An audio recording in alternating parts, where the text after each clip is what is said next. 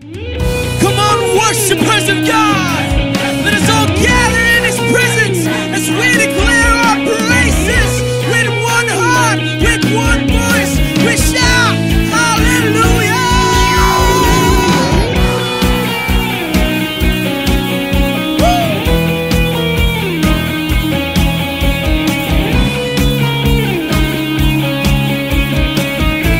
Come on, all together we declare, we are your people. We are the reason why you came. Amazing grace that saves, that lifted us from the miry clay. We are your people. We are the reason why you came. Amazing grace that saves, that lifted us from the miry clay. Heaven is open, the clouds are washing over all the earth. It says you're always there. Never surrender, your love is so relentless. You never fail to give. Your love that sets us free. We are the people of the Lord. We are the light of the world, and so that brings hope to all. We are the bearer of the word. The sheriff's love to all the nations, spread His glory.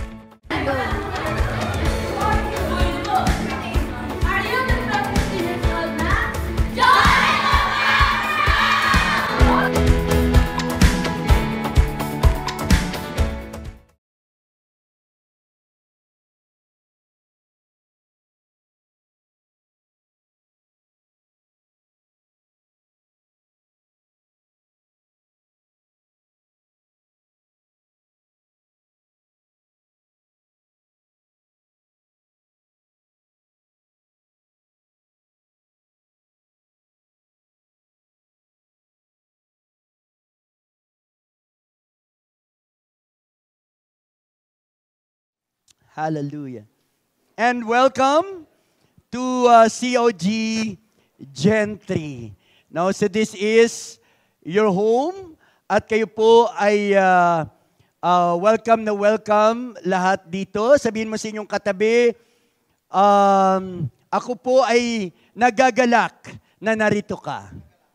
Ayan, 1, 2, 3, go. Ulitin po natin. 1, 2, 3, go. Wow.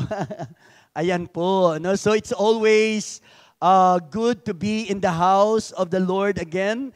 And lalong-lalo na sa kanyang presensya.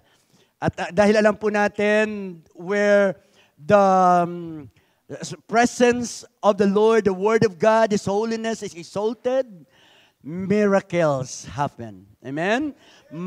Naniwala po ba kayo na mayroong gagawin ang Panginoon sa araw na ito? Amen. So tayo po ay makikinig. Makikinig. Alam niyo po, God is a God, is a speaking God. No? Siya po ay nagsasalita all throughout. No? Siya po ay hindi Panginoon na laging quiet, no? Katulad ng Panginoon ng iba.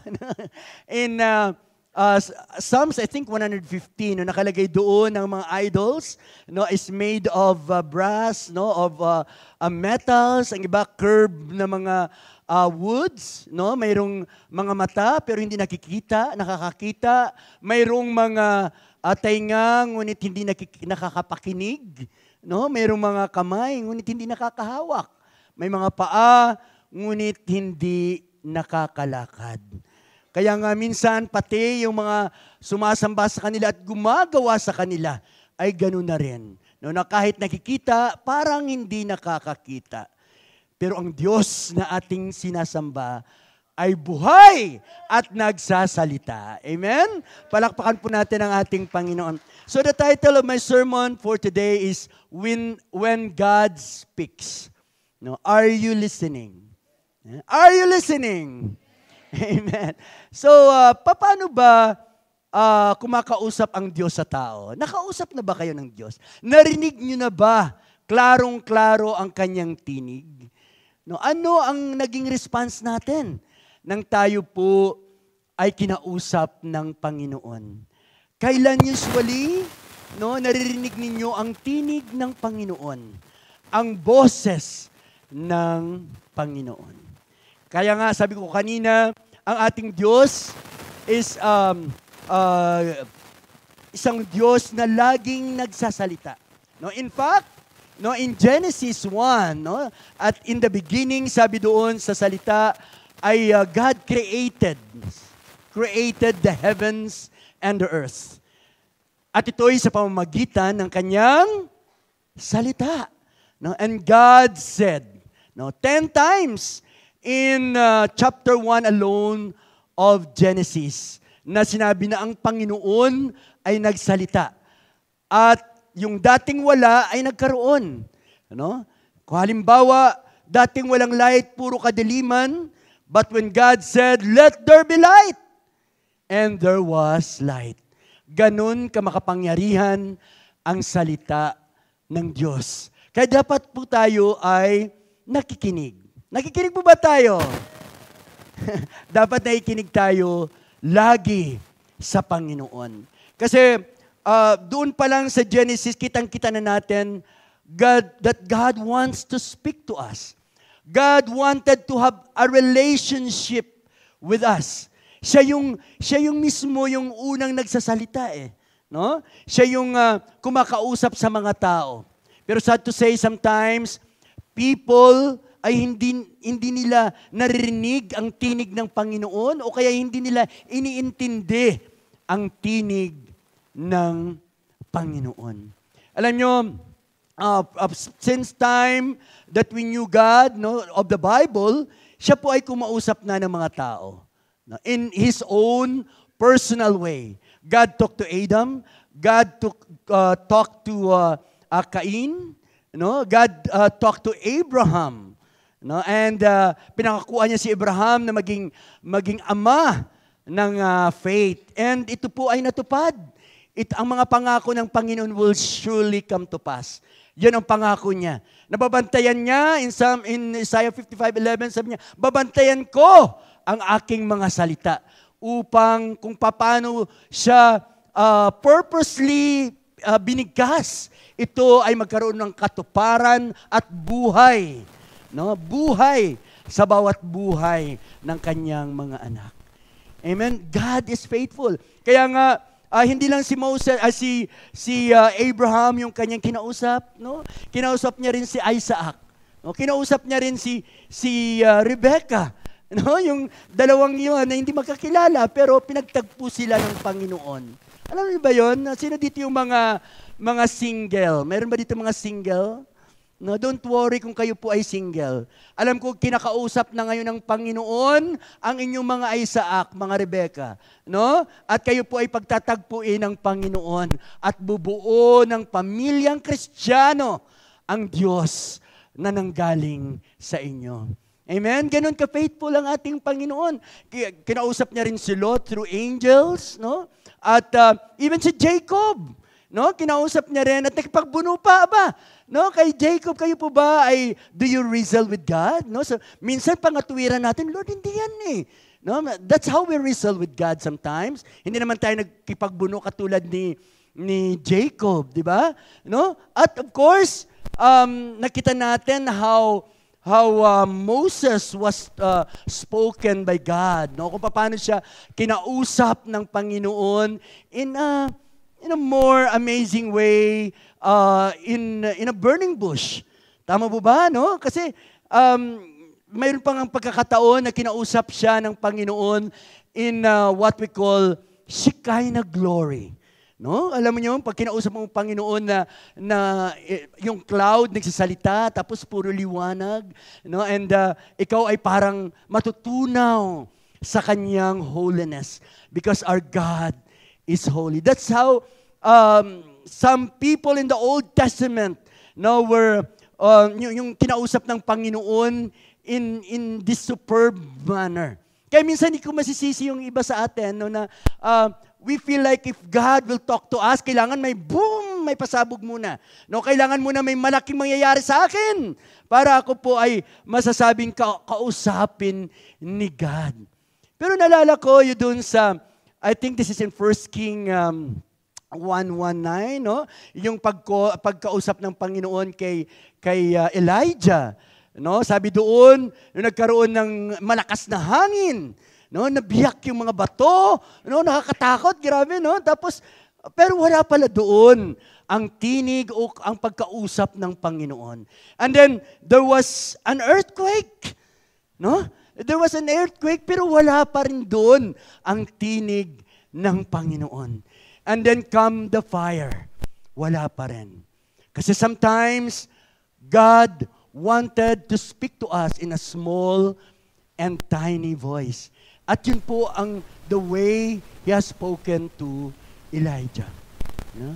All of us, no? All of us are unique. Kaya God talks to us in a unique way as well.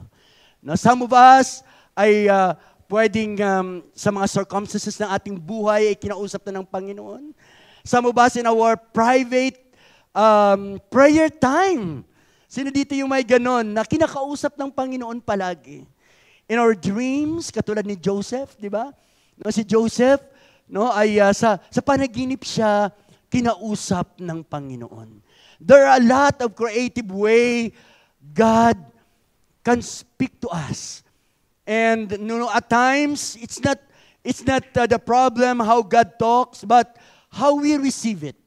To the point na because of our busyness, because of our self-centeredness, parang nakakalimutan na natin ang Panginoon.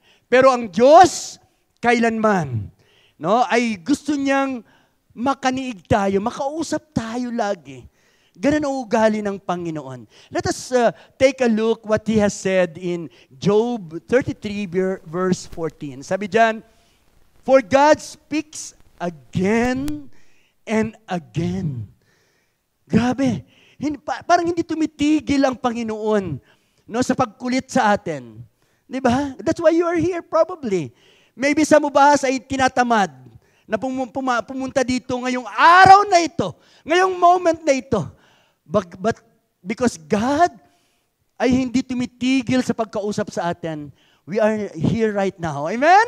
We are here right now praising and worshiping the King of Kings and Lord of Lords.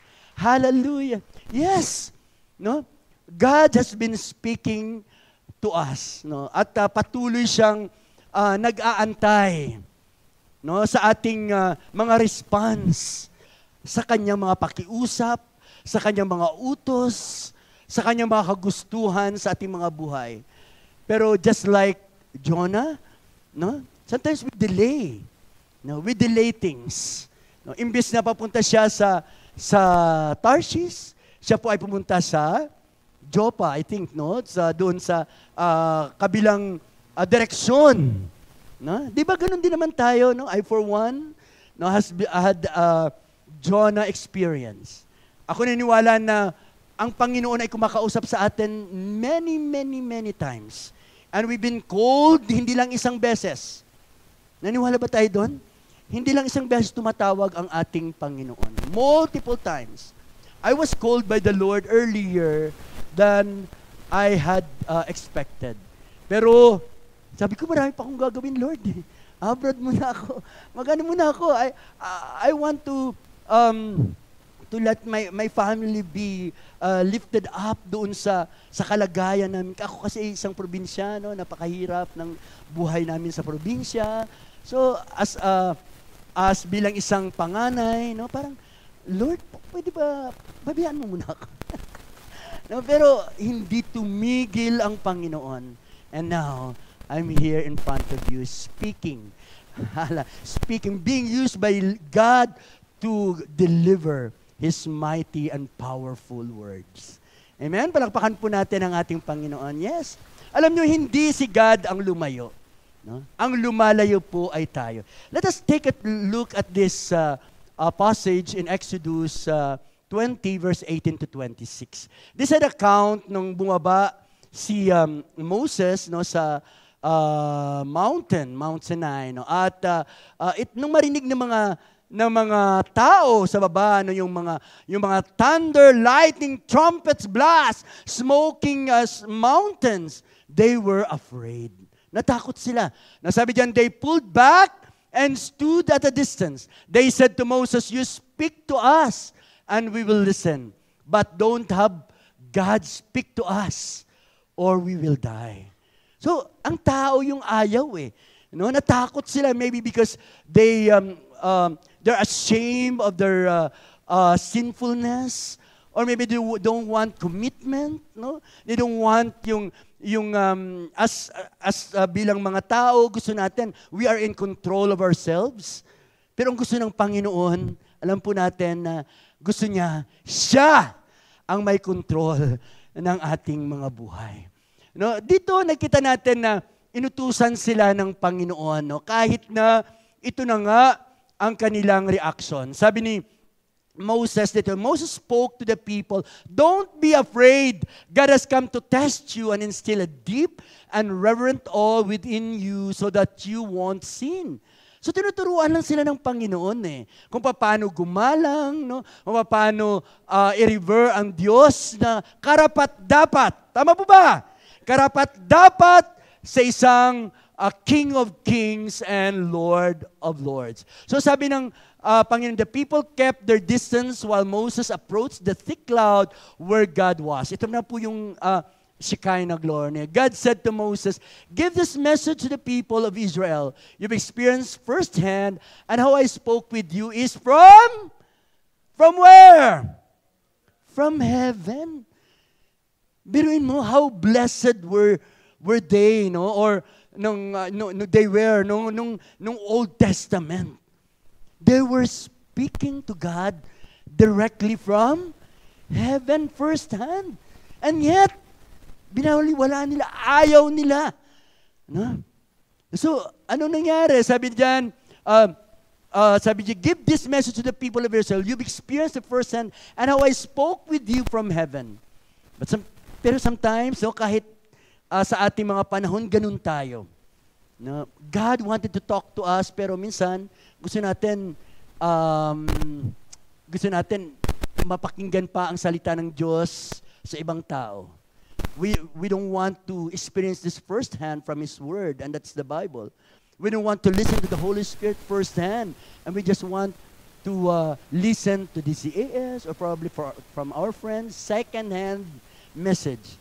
Pero ito, ang gusto ng Panginoon dapat, first-hand message. No, but the people refused. No, sabi niya, "Don't make gods of silver and gods of gold and then set them alongside with me." Ayaw ng Panginoon ng mga idols. No? "Make me an earthen altar. Sacrifice your whole burnt offering, your peace offerings, your sheep, your cattle in it.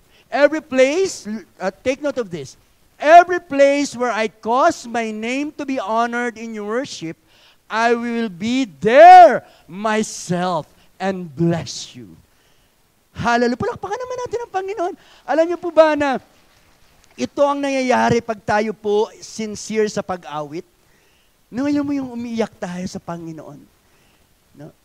Because the presence of God is there where His Word is lifted up through music.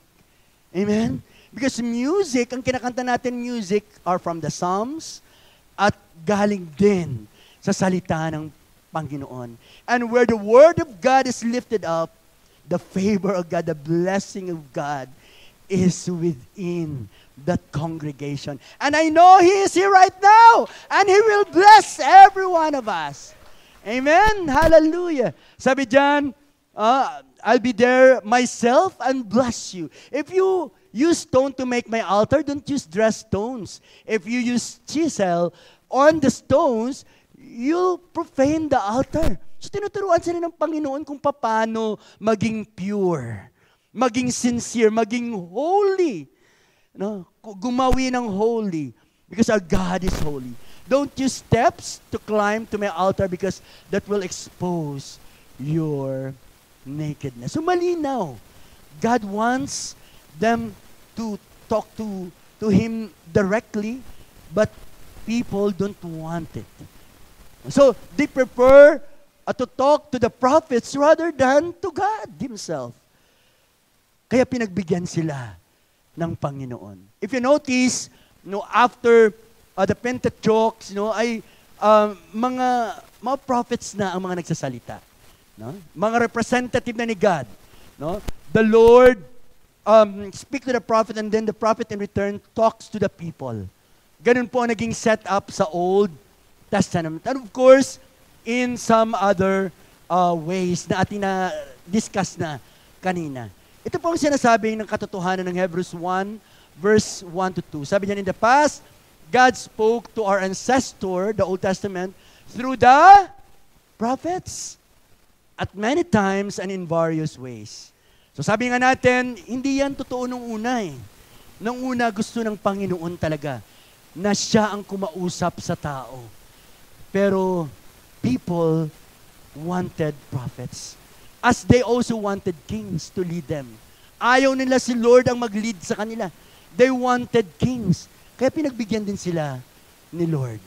Di ba? Ganun tayo kamahal ng Panginoon. Sometimes, kahit nawala sa ayos yung mga naiisip natin, sometimes God just goes down to our level. Para maabot niya tayo. Ganun ang Diyos natin. Parang nilulok niya na. Kung mayroon man siyang pride, and I know that our God is the ultimate example of a person who has humility. Na kahit siya'y Diyos, siya'y Diyos nag-anyong tao para maabot ang bawat isa sa atin. He doesn't deserve it. Pero dahil sa kanyang pagmamahal, nabigyan tayo ng pagkakataon to reach heaven eternal. Amen? Palakpakan po natin ng Diyos. So, for, I think, 100 of years, the Bible says, the God we serve has been silent. Walang recorded na kausap ang Panginoon. Dahil yun pala may pinaplano siya.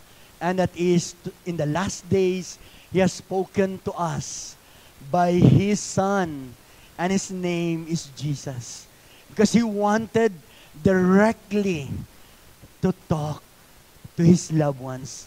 Ayaw niya, na may kung ano-ano pang mga iba-ibang papakinggan pa tayo bago tayo pumunta sa Kanya. Rekta. Gusto niya, God Himself, His Son, will talk to us. This time, kung ang mga messages sa Old Testament pointed all to Jesus. This time, si Jesus mismo ang nagsasalita. He doesn't only have the message of salvation, forgiveness, repentance, but He is the message Himself. Amen? He is the message Himself because He is love. He is peace. Siya na yun. Pag sinabi mong love, forgiveness, repentance, siya na yun. At siya yung epitome. Siya na po yung luklukan ng lahat ng kailangan natin. Kaya nga sinabi dyan, it's not through His Son. It is by His Son. Kasi hindi paraan lang ang Panginoon. Siya na mismo yun. Siya na nagkatawang tao. Tingnan natin yung John 1 para mas maunawaan natin kung gaano kadakila ang pag-ibig ng Diyos sa atin. In verse 1 and 14, itong sinasabi, in the beginning was the Word, and the Word was with God. So, I used to think before na ang Panginoong Jesus ay came into the picture when He was born. Pero hindi po yan ang tama. Ang tama po, Jesus has been there since eternal. Since eternity. He was with God the Father when they created the heavens and earth. Di ba? Sabi doon, kung tutuloy natin yung sa 2 dyan, siya po ang paraan, kung it is through Him that everything were created. So, ibig sabihin, kung wala ang Word, who is Jesus, ay wala tayong lahat dito. Amen? Kaya tayo nabubuhay, kaya tayo nasusustain, it's all because of Jesus. Amen? Because all of us were made through Him, through the Word of God, who is God Himself. He is the living Word. No, kung ang Bible is the written Word, Jesus is the living Word. In verse 14, sabi diyan, the Word became flesh and He made His dwelling amongst us. Personally, mismo, no? All His life, nakita siya ng tao dito sa mundo, namuhay kasama natin.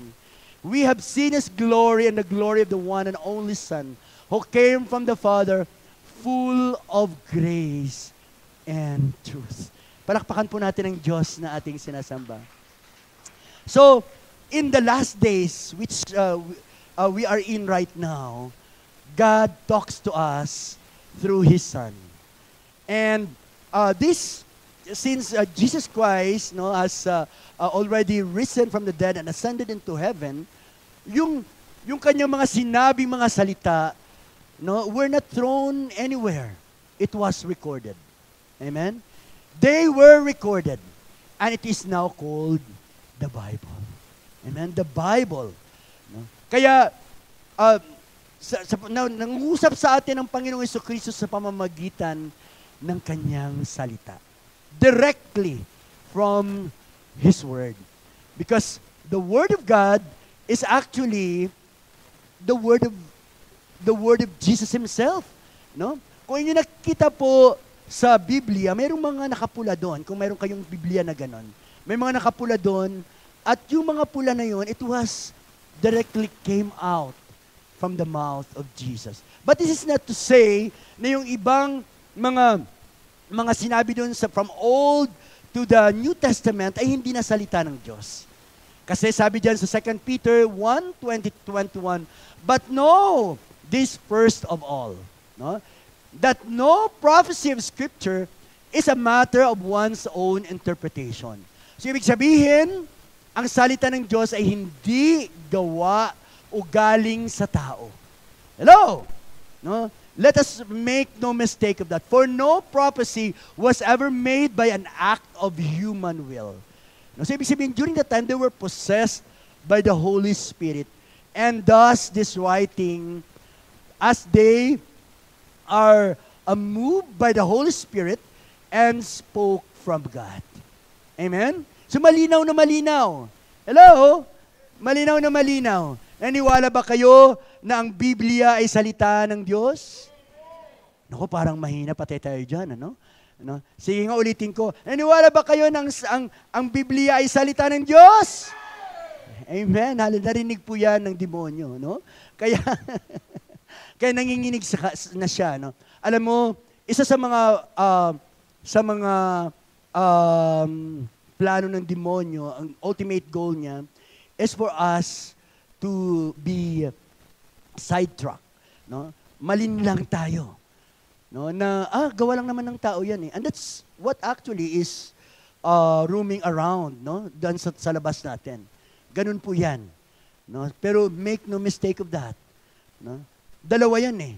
Yung hindi natin mapaniwala na hindi na tayo paniwala ng Diyos na salita niya mismo ang Biblia, at mapaniwala tayo, no, na hindi tayo mahal ng Diyos. Dalawa yan. No? Kasi pag naniwala tayo na mahal tayo ng Diyos, wala na si Satanas. Di ba? Tama po ba? At pag naniwala tayo na ang salita ng Diyos ay yung mismo yung Bible, alam na natin na nakatakda na, doon mismo sa salita ng Diyos, ang kanyang walang hanggang kapahamakan. At ang ating walang hanggang tagumpay, kapiling ng ating Diyos. Amen? Hallelujah! Yes! Sabi sa 1 or 2 Timothy 3:16-17, all scriptures is God's breath. Hininga ng Panginoon yan. And it's useful to teaching, rebuking, correcting, and training in righteousness so that the servant of God may be thoroughly equipped for every good work. So yun ang purpose. Yun ang ultimate goal ng salita ng Diyos is for us to be like Jesus. Like His Son. No? Na tayo po ay day by day will be changed. No? By the Word of God. No? Habang tayo po ay nakikinig sa salita ng Diyos, as God spoke through His Word, at ito po ay, we listen. By the way, listen is a word that is in Hebrew, is synonymous to follow. Hello? Synonymous to follow. Ibig sabihin, you do not listen if you're just hearing, if you don't follow. But if you're listening, you actually dapat nagre-respond positively to His Word. So, I will say it again. Are you listening? Yes. Di ba? Sabi diyan, rebuking. Pag nakakamali tayo, ay mayroong salitang Diyos para diyan.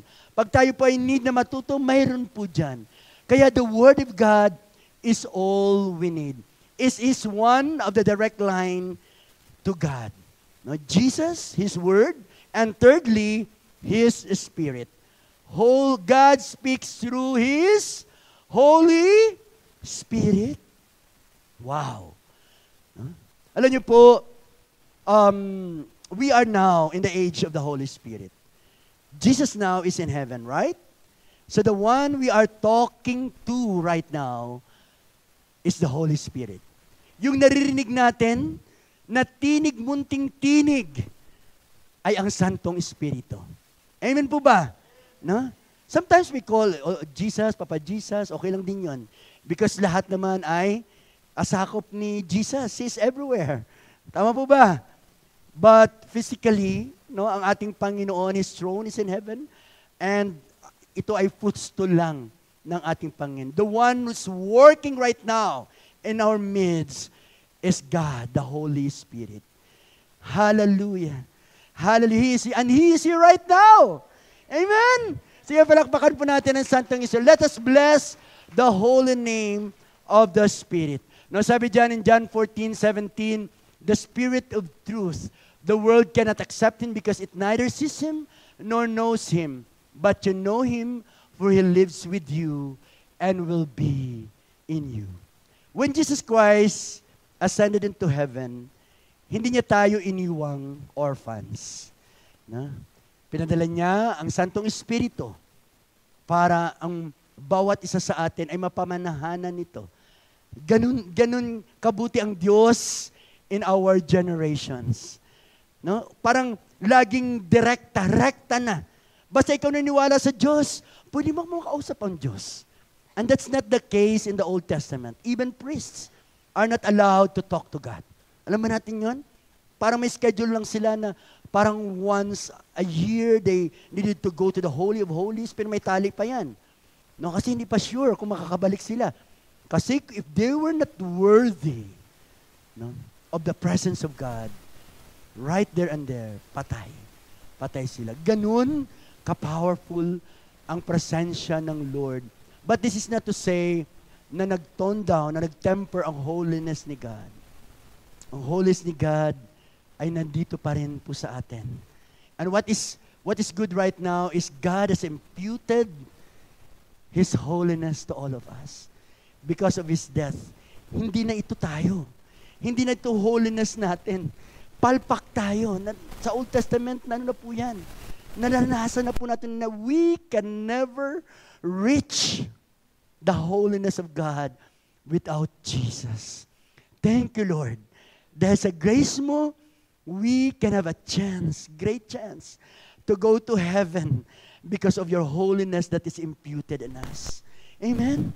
Nagkakamali po tayo, pero nakikita ng Diyos Ama sa bawat isa sa atin ngayon, make no mistake of this, is the blood of Jesus. Because we are all redeemed.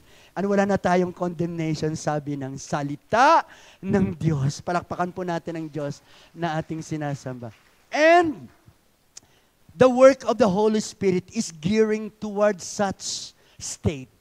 No na araw-araw sinisikap ng Santong Espiritu na tayo po ay mabago. Ang trabaho natin is to surrender. Ang trabaho natin is to adhere. Ang trabaho natin is to listen, to follow. Grabe ang Diyos. Siya rin ang gagawa ng gana para tayo ay gumawa ng will niya. At siya rin ang gagawa at magbibigay ng kapangyarihan sa atin para maggawa ang kagustuhan niya sa ating mga buhay. Sino pa ang sasambahin mong Diyos?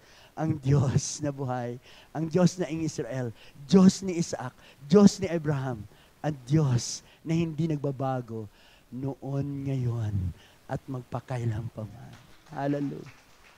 In Hebrews 4:12, ito ang ginagawa ng Santong Espiritu through the Word of God. Sabi diyan, for the Word of God is alive and active. The Holy Spirit brings the Word of God alive in our lives. No? Siya po yung nagre-remind sa atin, nak, red flag yan, huwag ka dyan, red flag yan. Minsan matigas lang talaga ulo natin eh. Di ba? Kahit nagumagawa ng laki-laki ng red flag, susuungin pa rin yan. Ganun pa, grabe. Sobra. No? Hindi tayo nakikinig. Kilala tayo ng Diyos. Amen? Amen! Sabi diyan, sharper than any double-edged sword. It penetrates even the dividing soul and spirit, and joints and marrows. It judges the thoughts and attitudes of your heart. Wala tayong maitago sa Panginoon, kapatid. Amen? Salamat at kilala tayo ng Diyos. Amen? Kaya alam niya ang kahinaan natin at alam niya ang ating kalakasan. At sabi nga niya, no, it's not a matter of if you are weak or you're strong. Kaya sabi ng Panginoon, in your weakness, I will be your strength. Yun ang sabi ng Panginoon. Enough ang grasya ng Panginoon sa bawat isa sa atin. Yes, these are the three direct lines to God. Jesus, the Holy Spirit, and His Word. Huwag na tayong, yes, God can talk through us, the pastors. Gusto niyo ba ng second hand? Siyempre gusto niyo, dapat, why not go to the Word of God Himself? Okay, God also works this way. Pero kung ako ay isang mananampalataya, doon ako sa first hand. Amen? Kaya be hungry with the Word of God. Amen? Be hungry with the Word of God. Next is God speaks through nature and His creation. Ito, given na po ito. So that people, sabi ng kasulatan, will have no excuse. Baliw na lang. Talagang, sabi nga ng isang pastor, sabi niya, ang mapupunta sa impyerno, deserve na talaga yon.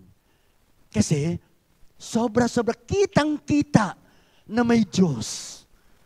Lumabas ka lang dyan, tininan mo ang sky, sinong gumawa niyan? No? Bakit masakit yung tiyan mo? Bakit kaya? No? Bakit kanina, maganda naman ang utak ko ha, pero ngayon parang iba na. Hiwaga. May Diyos na nagkokontrol ng lahat. Sino pa? No? Yung hindi maniniwala. Sometimes, just people shrug aside God. Pero sometimes, ang nakakahindik dyan ay yung when it is already too late. Amen? Yes. Ang buhay natin, sabi ng Psalms ay ano lang tayo, parang 67, 70 to 80, mga ganyan lang, 60 to 70. No, 2 score and a half, parang ganyan, no? Pero sometimes maraming hindi nakakaabot doon, no? Kaya when you can surrender your life to God now, make it. Hindi natin alam kung ano ang mangyayari bukas. Pero itong sinasabi sa Romans 1:20, for since the creation of the world, God's invisible qualities, His eternal power and divine nature have been clearly seen, being understood from what has been made, so that men are without excuse. No, grabe. Makakita ka lang ng perfect cone na tree. Talagang ako naiiyak ako. Minsan mangga, pupunta ako doon, ang ganda ng paano na-arrange yung mga dahon nila na hindi nagkakabuhol-buhol. There must be God. Amen? There must be God. Amen. Hallelujah. Sabi dyan sa Psalms 19:1-2, no, the heavenlies declare the glory of God. The sky proclaim the works of His hands. Day after day, they pour forth speech. Night after night, they reveal knowledge. We do not even know. Until now, nobody can even predict, the exact weather natin. Wala. No, sabi na, marami daw ulan diyan mamaya, tapos tag-init. Magde-declare si Gob kasi nag-forecast ng ulan daw. Pag-declare ni Gob, uminit. Kasi walang nakakatalos ng lahat ng bagay. It's only God. Amen? God and God alone. And also God speaks through other people and circumstances. No, God speaks to your husband. Maniwala ba kayo doon? parang ang hina. God speaks to you, through your husband. Parang hindi makasalita. God can speak through your wife. What? Di ba? Minsan, ang mga bata magugulat ka eh. But you know what? Even yung iyong kaaway can be used by the Lord to convict you. Can be used by God to talk to you. Why not? No? Kahit ng a donkey ay ginamit ng Panginoon. Amen? Alam ba natin yon?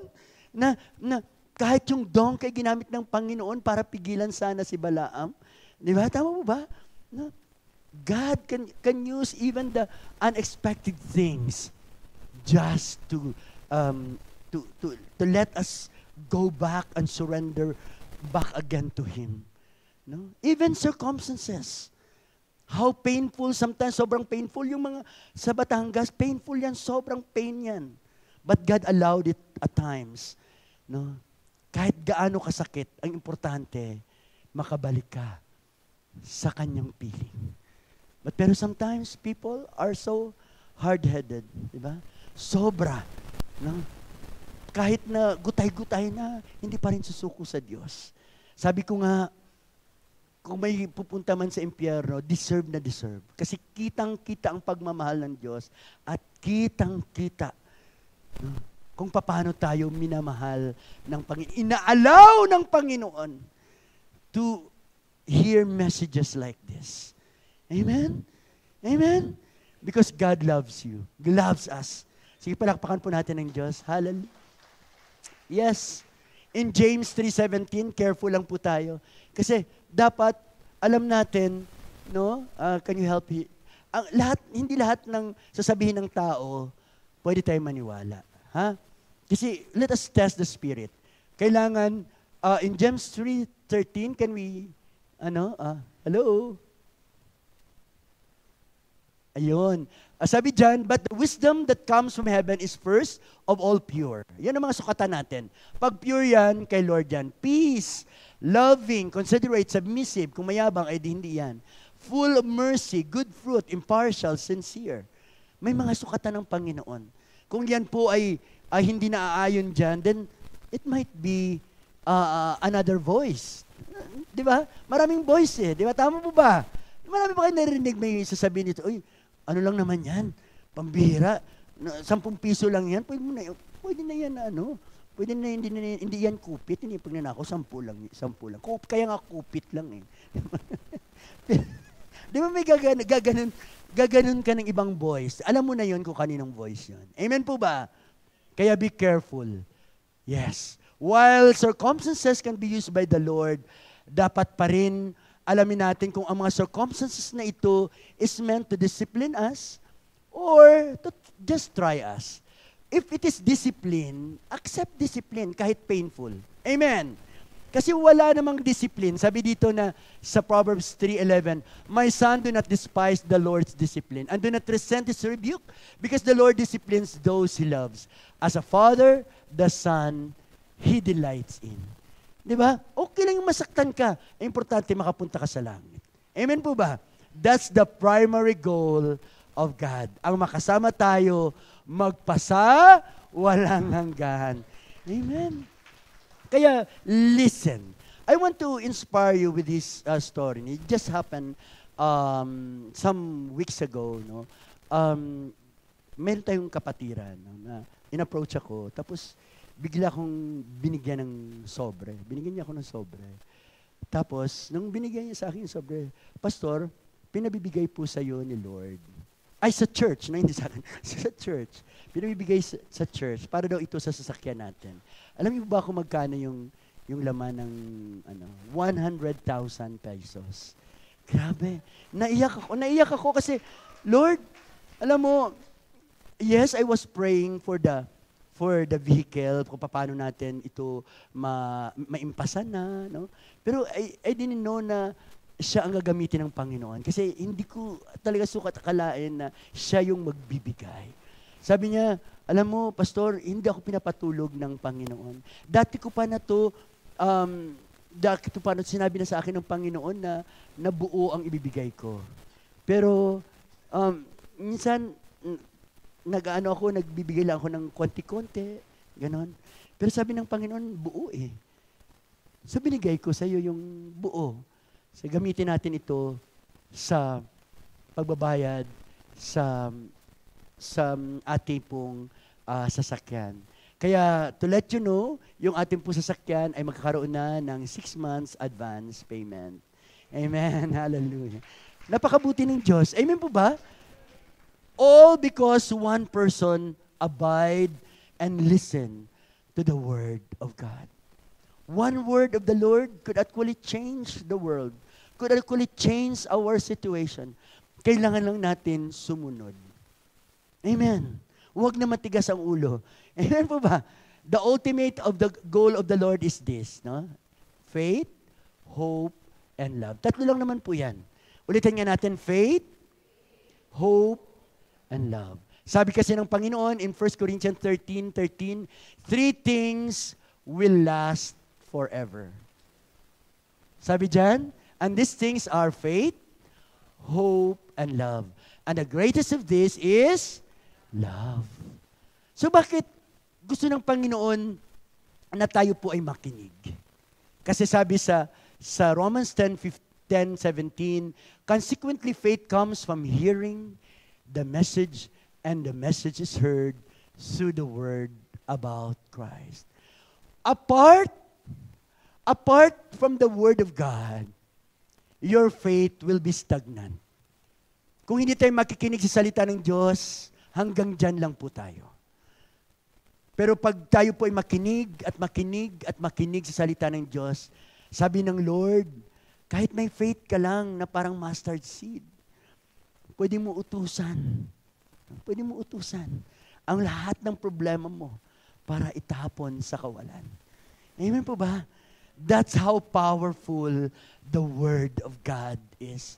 And the faith that it develops in our hearts. No? Sabi dyan, kailangan din natin ma-develop ang hope. At kung wala tayong promises ng Lord na nakitang natutupad niya, alam niyo, yung hope na ito ay magdidwindle. Pero tapat kasi ang Diyos. Amen po ba? Na lahat ng sinasabi niya ay ginagawa niya.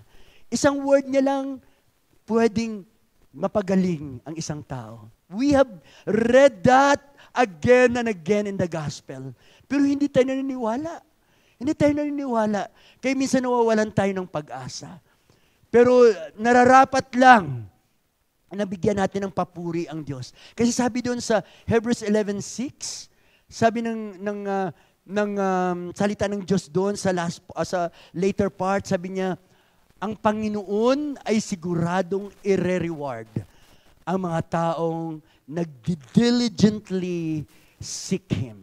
Pag hinahanap natin ng totoo ang Diyos, matatagpuan natin siya at bibigyan niya tayo ng mga rewards. No, we have a hope. Ang sabi ng Biblia, ang hope natin is anchored in heaven. I think this is in Hebrews 6, no, or somewhere there, no. Na ang sinasabi doon ay ang hope daw natin ay imbis na, di ba yung anchor sa dagat nilalagay para ito ay kumapit.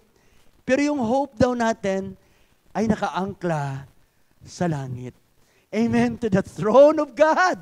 Amen! Hallelujah! To the throne of God. Dahil tiyak. Ganun po ibig sabihin ng hope. Yung you are expecting for something na hindi pa naman nangyayari, but you are sure that it will come. Kasi yung hope, ito po yung may connection sa faith eh. Ito yung nagpo-fuel ng ating faith para lalong lumagablab. Yes, people, the people of God is a people who have great and blessed hope in Christ. Amen? Palakpakan po natin ang ating Panginoon. Hallelujah. And lastly, love. The greatest of them all. Sabi dyan, for I am sure that neither death nor life, nor angels, nor rulers, nor things present, nor things to come, nor powers, nor height, nor depth, nor anything else in all creation will be able to separate us from the love of God in Christ Jesus our Lord. Alam niyo kung kanino niya ito sinabi? Sa kanyang mga anak. Sa kanyang mga tupa. Tayo ba ay tupa ng Panginoon? Sabi, walang makapaghihiwalay sa atin sa Diyos. Kasi tayo po ay tupa ng Panginoon. My sheep hear my voice, and I know them. They will follow me, and I give them eternal life. They shall never perish, and neither shall anyone snatch them out of my hand. Ako ito naniniwala na kung ikaw ay tunay na Kristiyano, nagkakamali ka man, you fall. Sabi nga sa Biblia, 7 times a man of God fall. 7 times babangon din po siya. Dahil may hope siya, may faith, at higit sa lahat, inibig siyang una ng Diyos kahit siya po ay nasa lusak pa. Palakpakan natin ang ating Panginoon. God speaks to you today. Are you listening? Are you listening? Amen. Hallelujah. Pwede na po tayo tumayo. Hallelujah. Hallelujah. Napakabuti ng Diyos that in just a second, fraction of a second, we can talk to God directly. We can just raise our hands, cry out, and His presence is automatically in our midst. Ganun ang Diyos. Ganun ang Diyos na ating sinasamba. Kayo kung, if you feel right now that you are being asked by the Lord to surrender things, to do things, don't harden your heart. Kung may mga gusto ang Diyos na pagsisihan mo na kasalanan, don't harden your heart. Kung may pinapagawa ang Diyos sa iyo ngayon, an act of faith, kahit na ito mahirap, you can listen. And listen means to follow or obey. Hallelujah. Let us listen to the Word of God. As we sing this song and as we raise our hands to God in worship, let us feel His presence. And let us clearly hear His Word. And if you feel that you need to honor God in His altar, as we sing this song, you can come. You can come. Hallelujah. Giving is part of worshiping. To all who desire to give, you may give your tithes and offering through online bank transaction. Details are provided below.